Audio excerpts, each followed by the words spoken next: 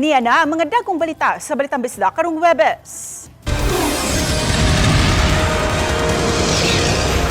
Libuan ka mga deboto misalmot sa Walk with Mary ug traslasyon. Duha ang patay ug upat ang naangol human makuryentihan dihang nagpabarug og poste sa Barangay Lahug, Cebu City. Presidente Bongbong Marcos Jr. gipanguluhan ang prayer offering sa mga biktima sa Binalyo Landfill Trash Slide.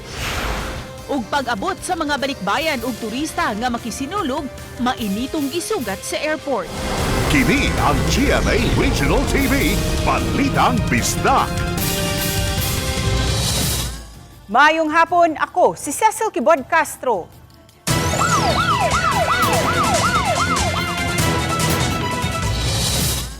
Patay ang duha ka manag-agaw nga mga construction worker samtang upat ang naangol human makuryentihe samtang nag-install og solar streetlight sa may Neville Hills sa Barangay Lahug ning Dakbayan sa Sugbo pasado alas 10 kagabi. Ano ang report ni Fem Marie Dumabo? Patay nang nadala sa tambalanan ang manag-agaw nga sila si alias Bert, 32 anyos, ug alias Julie, 23 anyos, nga taga-lungsod sa Katmon. Human sila matud pa ang nagunit sa metal nga poste sa streetlight nga ilang gi-install. Sa dihang nasabod kini ngadto sa primary line o live wire sa usa ka power utility. Sa pagkahitabo sa insidente, may kusog nga sipa nga misunod ang pagka-brownout. Lakip sa nakuryentihan ug nangatumba ang laing tulo ka mga nag-assist sa pag-install sa metal post ug sa laing kauban nila nga naa sa truck. Ana-ana sa luwas nga kondisyon ng upat. Nagkandak sila sa ilahang trabaho nga magtaod sila og street lights. Naaday sila'y natarog something kanang live wire sa beko, sa moto. Unfortunately na kurintihan. Nami information nakuha nga estimate daw mga more than 20,000 volts ang kakusog sa voltahe sa kuryente. So moto na duha nga on the spot yun. Padayon pang gisubay sa kapulisan kung si kinsa ang manubag sa nahiaguman sa mga biktima. Sa pakisusi sa kapulisan nasuta nga gikuha sa DPWH nga subkontraktor ang kumpanya nga gitrabahoan sa maong mga biktima. Aron mo install sa maong mga solar street light. Ug nasuta nga wa matud sila nagpaybaw sa power utility. Matod ni nguyon nga mipasalig gino ng employer sa mga biktima nga abagahon ang tanang mga galastuhan sa mga biktima. Itaod nga street lights, solar, through solar. So mag-coordinate sila sa VECO kay ang VECO is supposed to be ingon sila nga kung na-inform lang daw ta sila, ilaw ta itong silyuhan nila or na sila procedure pod para ma-safety ang katong pagtaod nila. Pahimangno nga pag-coordinate mo sa mga proper authority or mga proper na mga agency regarding ana para milikayan nato ning mga inani na mga insidente. Nakasinati gabi og brownout sa pipila ka bahin sa Barangay Lahug tungod sa insidente ug nabalik lang ang kuryente ganiha buntag. Uban ni Godfrey Reliano Grod Prado, Fem Marie Dumabo. Balitang Bisdak. Mitunol og ginabang pinansyal ug psychological services ang Prime Way Solution sa pamilya sa mga biktimang empleyado ilabi na niadtong mga namatay sa trash slide sa Binalyo Landfill. Kini base sa press statement nga gipagawa sa PWS. Giabaga matud usab nila ang mga medical expenses sa mga nadala sa tambalanan. Lakip na unya ang funeral ug burial costs sa mga namatay. Mipadangat sila sa ilang kasubo alang sa mga nagbangutang kabanay sa insidente sa Binalyo. Samtang nakig-alayon matud pa ang kumpanya sa mga eksperto sa gipahigayong investigasyon sa nahitabong trash slide. Dugang niini nga regular ang ilang gihimong inspeksyon sa landfill cells ug ang nahugno wala matud pay gipakita nga visual signs nga budahili kini. Padayong suspendido ang maong pasilidad samtang nagpadayon ang ilang retrieval operations sa mga natrap sa nahugnong pasilidad.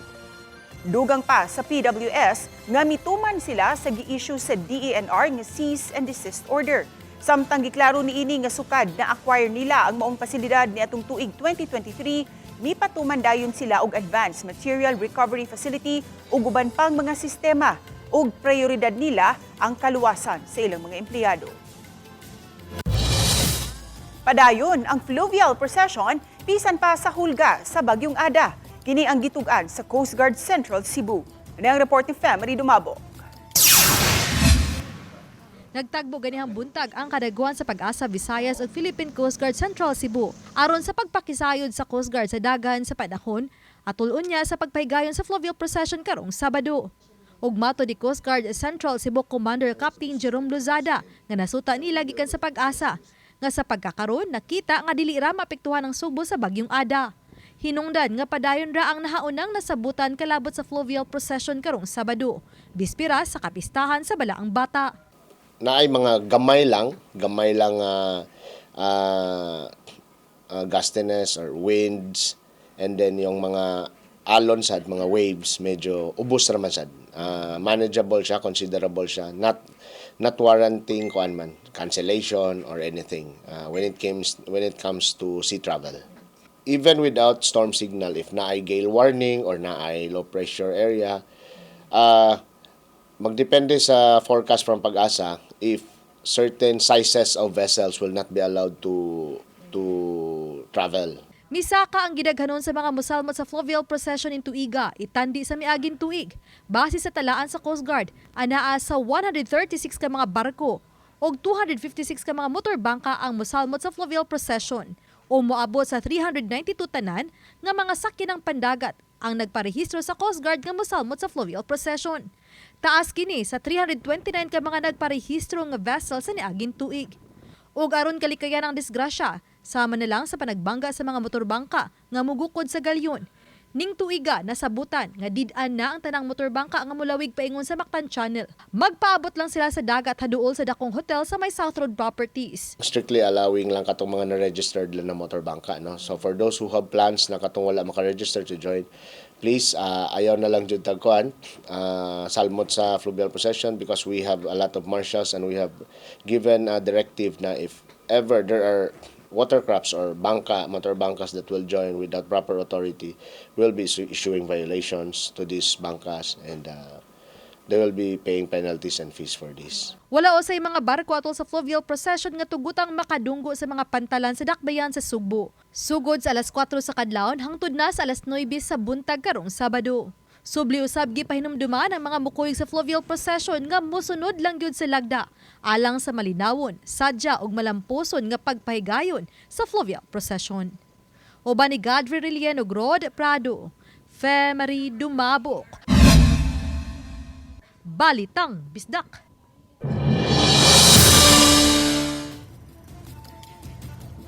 Tulo ka adlaw sa dili pa ang Fiesta Senior, gihimo kaganihang kadlawon ang tradisyonal nga Walk with Mary nga gisalmutan sa libuan ka mga deboto. Ani ang live report ni Nico Sereno. Nico? Yes, sama sa naandan ng gawas at makaigsuunang mga Sugbuanon o mga deboto kang Senyor Santo Niño tulo ka adlaw sa di pa ang Fiesta Senior sa mga dagkong religious activities nga gihimo karong adlaw. Sa yupa sa kadlaw nag-abot-abot na sa Osmeña Boulevard ang mga tao alang sa naandang tradisyon matag fiesta. Bit-bit ang mga imahen sa mahal nga birhen ug sa Senyor Santo Niño. Wala panumbalinga bisan ang kasayo sa oras ug ang panahon. Alas 4 sa kadlawon gisugdan ang Walk with Mary kundiin giprosesyon ang imahen sa patrona sa Sugbo, ang mahal nga birhen sa Guadalupe. Napuno ang stretch sa Osmeña Boulevard sa kadaghan sa mga tao. Lain-lain ang pangidaron. Usa kanila si Jennifer de la Serna nagpuyo sa usa sa mga barangay sa Talisay nga grabeng naapektuhan sa bagyo ug baha karong bag-o. Sakribisyo. Para sa pangalian. Ang una sa tanan, natagan tag maing lawas, labi na itong mga pamilya. Kaya labi na kita mo ay nagdala, natagan tag maing lawas. Atong pamilya, o gini sa dato ang sitwasyon karon nga atong kalibutan noon sa nata. Pasado alas 5 sa buntag na gisugdan ang Santos nga misa nga gipreside sa team moderator sa simbahan sa Guadalupe. Nagsilbing send-off nga misa alang sa mga imahen. Ang atong tinguha nga with think like Christ, have the heart like Christ, and to serve like Christ. At ang giingon nila, when you are blessed by God, do not raise your standard of living.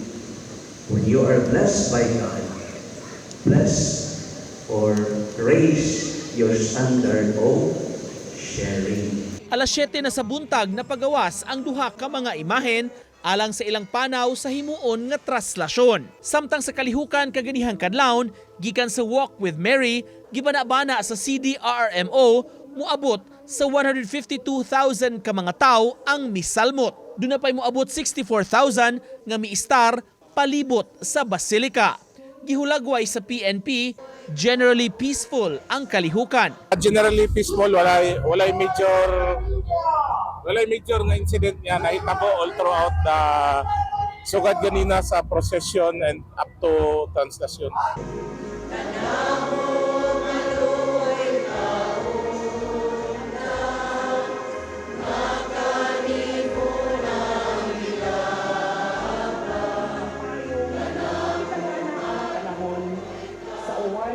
Samtang ses dinhi sa Pilgrim Center sa Basilica Minore del Santo Niño, baguhay lang nahuman ang alas 4 sa hapon nga misa dinhi presided by Father Mar Balili sa Seminaryo Mayor de San Carlos. Nag-iyahay nagpagpagawas ang mga deboto ni mga orasa dahil dungan sab sa pagsudsab sa ato mga deboto nga mutambong sa alas 5:30 sa hapon nga misa, second to the last mass karong adlaw. Doon na pa'y katapusang misa alas 7 sa gabi sa mga gustong muhabol pagikan sa ilang matrabahuan o sa mga eskwelahan nini ikawalo nga adlaw sa nobinaryo para kay Senyor Santo Niño. Mo kanang latest gikan dinhi sa Basilica. Pit Senyor ses.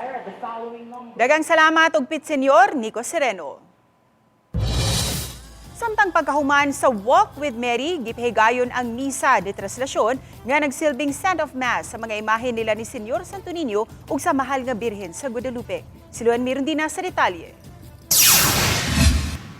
Alas 8:13 kaganihang buntag, dihang naabot sa Utlanan sa Barangay Mabolo, Cebu City ug sa Subang Dako, Mandaue City ang mga imahe nila ni Senyor Santo Niño ug mahal nga Birhen sa Guadalupe diin nagpaabot usab ang imahen ni Senyor San Jose.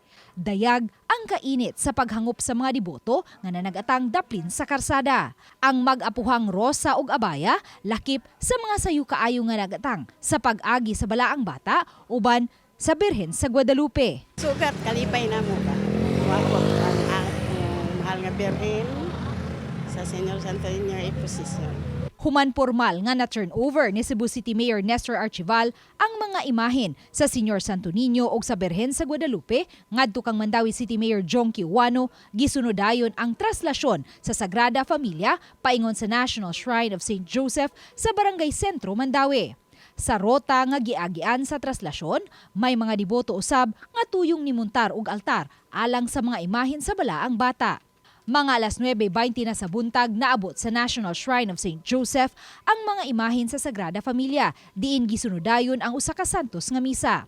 Matod ni Police Colonel Cirilo Acosta Jr., Mandaue City Police Office Director, nga niabot sa 20,000 ka mga tao ang nanagatang sa rota sa traslasyon hangtod na sa National Shrine of St. Joseph. Mas daghan kini itandi sa niaging tuig nga anaa lang sa 17,000. Usa sa nakitang hinungdan sa kapulisan ang maayong tiyempo usab sa panahon. We were told by the organizers na hinahinayon gud para ang ma-observe na to ang solemnity sa procession.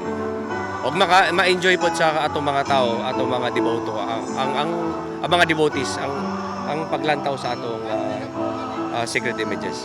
Uban ni Marlon Malgazo, Luan Mirondina, Balitang Bisdak.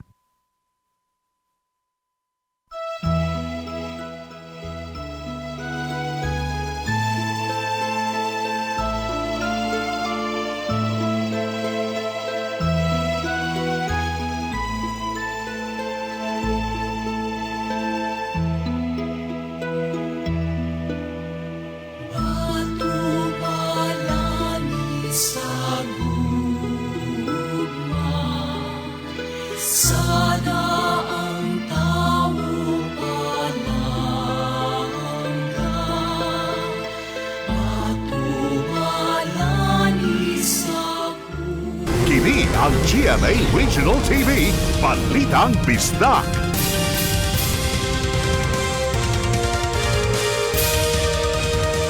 Kini ang GMA Regional TV, Balitang Bisdak.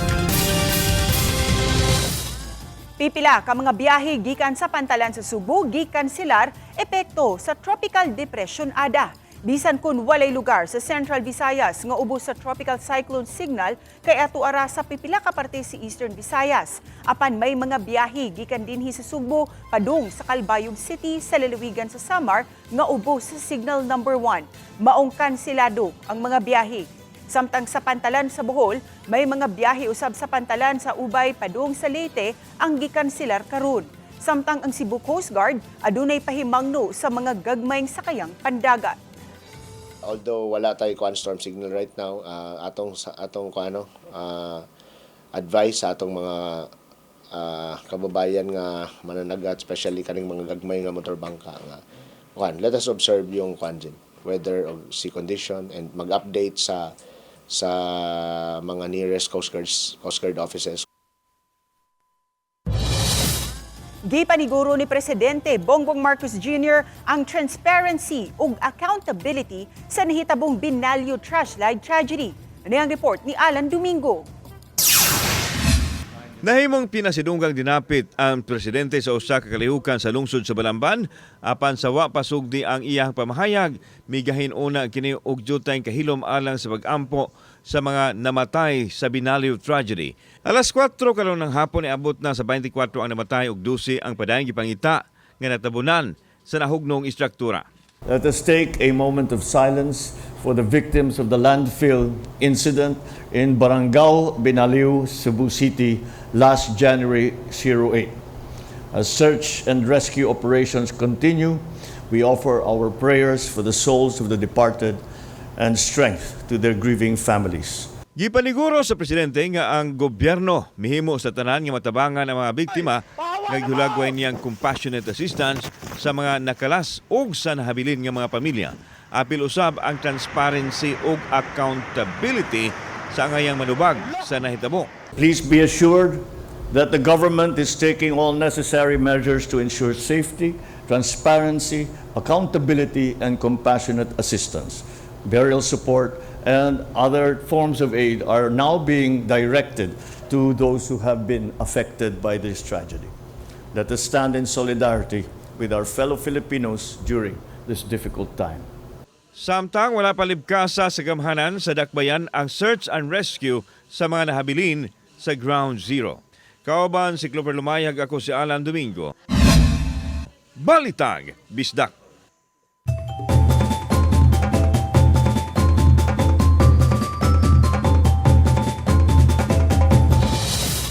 Midagsa na sa Sugbo ang mga langyawng turista, pipila ka adlaw sa dili pa ang Sinulog Festival. Apan nunot sa nasinating sunod-sunod nga mga kalamidad, pipila sa mga giandam nga kalihukan alang sa mga balikbayan ug langyawng turista gikanselar una. Siluan mayroon din na sa report. Mainitong gisugat sa mga sakop sa Balik Cebu ang mga balikbayan ug mga langyawng turista nga nangabot sa Mactan Cebu International Airport karong adlaw. Matag ikatulong Huwebes sa buwan sa Enero o tulo ka adlaw sa dili pa ang Sinulog Grand Parade nila himuon ang maong espesyal nga pagsugat. Kaganihang buntag, kapin sa 1,000 ka mga balikbayan ug langyawng turista luwan sa 5 ka mga flights gikan sa Taipei, Kuala Lumpur, Hong Kong ug Las Vegas ang nangabot sa Sugbo. Ang magtiayong Maya ug Abel, mga taga Mandaue City, apan nagpuyo na karon sa California, tuyong miuli karong adlaw aron makapamiesta senyor. Bitbit pa ni Maya ang imahen sa balaang bata nga gihatag sa iyang inahan. Atol sa ilang pag-migrate sa Estados Unidos, 24 ka tuig na ang nakalabay. Kini siya, bisan asa mi Mulakaw, ako ganin dadon, i-hand carry gidin ako. So bisan asa pa or bisag basta mo overnight ko wala sa balay. Happy kami kasi especially my wife, devoto gini sa Senior Santo Niño. In fact, kaning Senior Santo Niño dako gani katabang namo. Daghang milagro nga natabo sa among kinabuhi tungod sa Senior Santo Niño. Lakip sa mga nangunay sa pagsugat sa mga deboto nga mga balikbayan, si Cebu City Mayor Nestor Archival.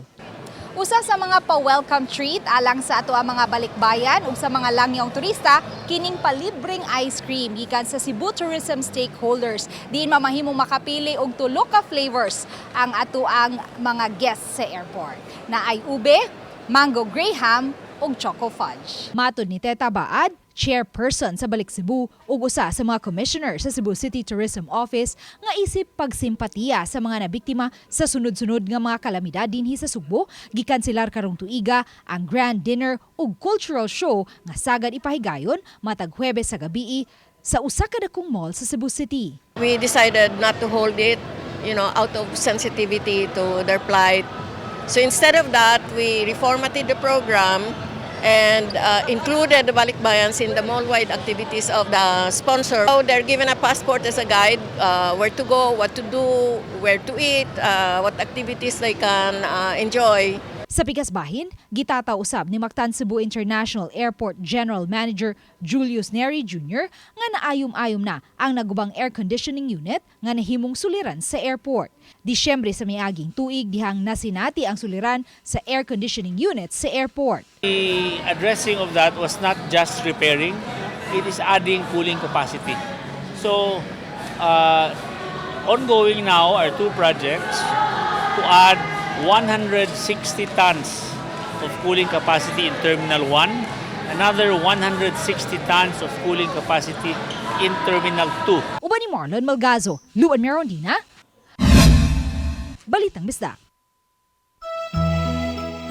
Mga kapuso, inyong makita ang labing uwahing sitwasyon karon sa Pilgrim Center sulod sa Basilica Minore del Santo Niño nga napuno karon sa mga deboto nga mutambong sa 5:30 PM nga misa nobenaryo alang sa Balaang Bata.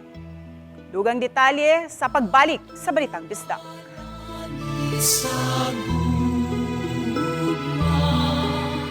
Sana ang tao palangga patumalani sa kuma. Sana ang tao palangga. Kini ang GMA Regional TV Balitang Bisdak. Kini ang GMA Regional TV Balitang Bisdak.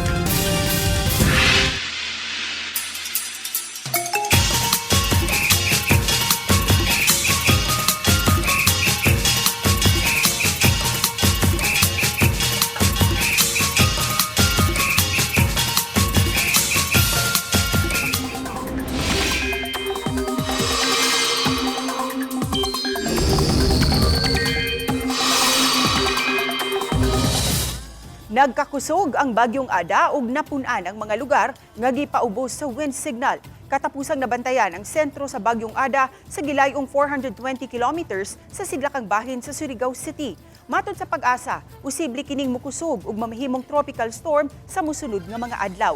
Sa latest track sa Pag-asa, posibleng mupaduol kini sa eastern o northern Samar ugma sa gabii o kaha sa Sabado sa buntag ug subayo niini ang Bicol region, ilabi na ang Catanduanes. Wala usab gipadaplin ang posibilidad nga maglandfall sa nahisgutang mga lugar. Mamahimo usab nga mausab ang lihok sa bagyo, busa angayan lang nga mag-monitor sa mga update. Tungod sa Bagyong Ada ug amihan, adunay posibilidad nga uwanon ang ubang bahin sa nasod. Isip personal nga pagpadangat sa iyang pahasubo, gibisita ni Arsobispo sa Sugbo Alberto Abet uy ang Binalyo Landfill. Diin nahitabo ang trash slide nga mikalas og kapin 20 ka kinabuhi. Mihalad usab og Santos nga misa uban sa kaparian sa Cebu Caritas ang Arsobispo alang sa kapahulayang dayon sa mga nakalas. Magsilbi usab kining pangaliya alang sa mga kabanay sa trabahante nga nakalas aron paghatag kanila og kahupayan sa kasubo nga ilang gibati. Human sa Santos nga misa, may apod-apod usab og mga relief goods ang Archdiocese of Cebu pinaagi sa Cebu Caritas alang sa mga survivors ug sa mga kabanay sa biktima. Magsilbi usab kining pagpadayag sa simbahang Katoliko sa Sugbo nga nabatyagan nila ang kasub-anan sa mga kabanay sa nakalas sa trahedya. Samtang subay sa pagdeklarar sa kagamhanan sa nakabayan sa Sugbo sa Enero 16 nga Day of Mourning, giauhag ni Arsobispo uy ang tanang kaparian sa Sugbo sa paghalad sa Santos nga misa alang sa kapahulayang dayon sa nakalas sa trahedya sa trash slide sa Binalyo Landfill ug mang-adlaw Biyernes.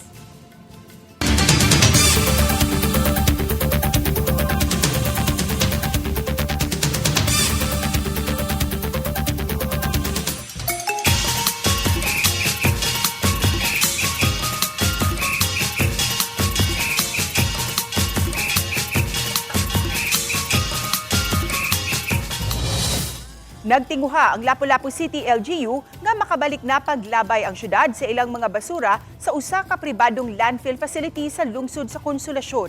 Matud ni Mayor Cindy King Chan, usa ang Lapu-Lapu City sa mga naglabayan og basura sa Prime Way Solution sa Barangay Binalyo. Busa naapektuhan usab karon ang dakbayan sa trash slide sa Binalyo landfill. Samtang ginegotiate pa karon ang ilang pagbalik og labay sa ASEAN landfill sa lungsod sa Konsolasyon, mihimo una og mga pamaagi ang dakbayan aron malikayan nga di mausab nga mapuno ang mga basura sa transfer station sa dakbayan sama sa paghingusog sa pagbahig sa malata nga mga basura sa dili malata. Muna manawagan sa ko sa akong sa atong punganons na mag segregate na gyud, mag purok base na gyud in light sa nahitabo sa Binalyo. Marag conscious sa taba na to do our part to help save and lessen our basura. Nasakmit sa hiniusang puwersa sa PDEA 7 ug Cebu Provincial Police Office ang gituhuang shabu nga nagkantidad og 54.4 million pesos diin nadakpan usab ang gihulagway nga target listed drug personality uban ang tulo ka mga tawo. Kini atol sa gipahigayong operasyon sa Barangay Tuyan, Dakbayan, Sanaga. Katambayayong usab sa PDEA ug PNP ang Naval Forces Central ug ang Cebu Coast Guard Central District Office. Gihulagway ni Governor Pamela Baricuato nga dakong kalampusan sa pagpakigbatok sa iligal nga drogas ang maong operasyon. Subay niini, may mando ang gobernadora sa kapulisan nga pahugtan pa ang pagsumpo sa problema sa katilingban ang pagpuyanap sa iligal nga drogas. Under investigation po sa gikan, pero kaya ito nahuli, nadakpan si Elias Clifford. This is giclassify na siya as a national wholesaler considering na siya supply nga ginakuha from Metro Manila na pagikag Mindanao.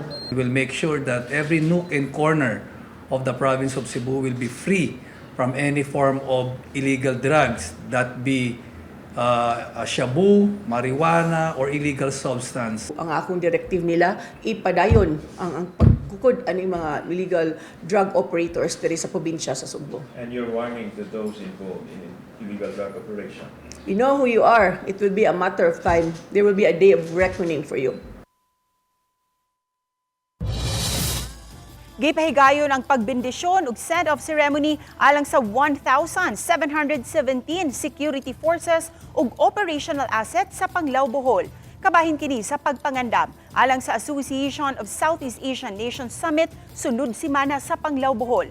Gawa sa Philippine National Police, gilangkuban usab kini sa mga personnel sa Armed Forces of the Philippines, Bureau of Fire Protection, Philippine Coast Guard, Department of Health, Disaster Risk Reduction and Management Offices ug sa mga national agencies ug force multipliers sa lokal nga pagamhanan. Kami ang GMA Regional TV Balitang Bisdak. Kinatibuk ang puwersa alang sa mas dakong misyon ug mas halapad nga pag-alagad sa nasod. Maayong hapon mga kapuso ug Pit Senyor.